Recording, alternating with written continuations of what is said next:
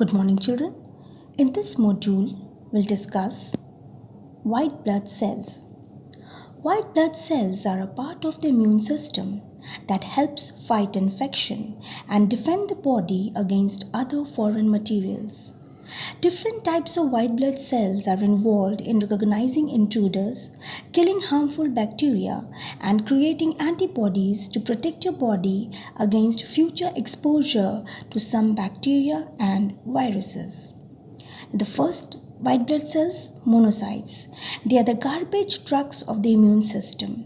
Around 5 to 12% of white blood cells in your bloodstream are monocytes.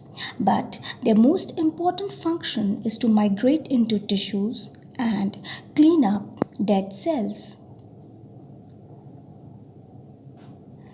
Eosinophil also plays an important role in fighting off bacteria and are very important in responding to infections with parasites such as worms.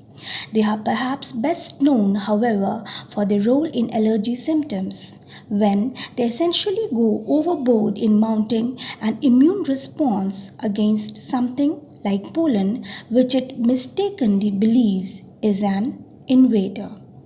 These cells. Next is lymphocytes.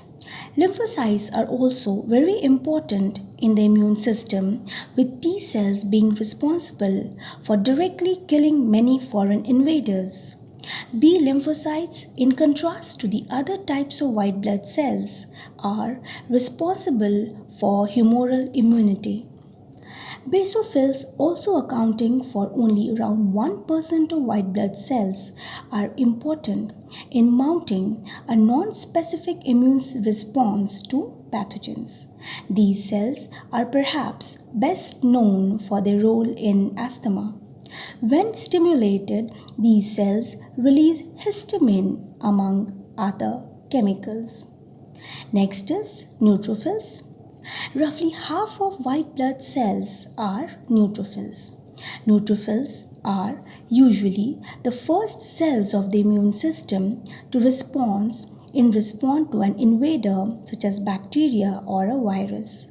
As first responders, they also send out signals alerting other cells in the immune system to respond to the scene. Now next we discuss with the coagulation.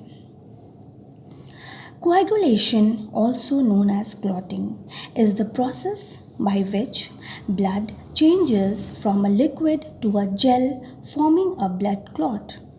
It potentially results in homeostasis, the cessation of blood loss from a damaged cell, followed by repair.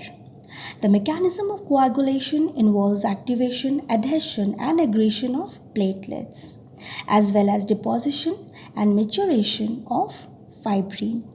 Now, this is a simple process of clotting of blood. First, injury or damage to the cells. Second, factors are activated. Third, vessel contracts. Fourth, platelets gets plugged. And fifth, the fibrin clot is formed. Now, children, this is the main reactions in blood clotting.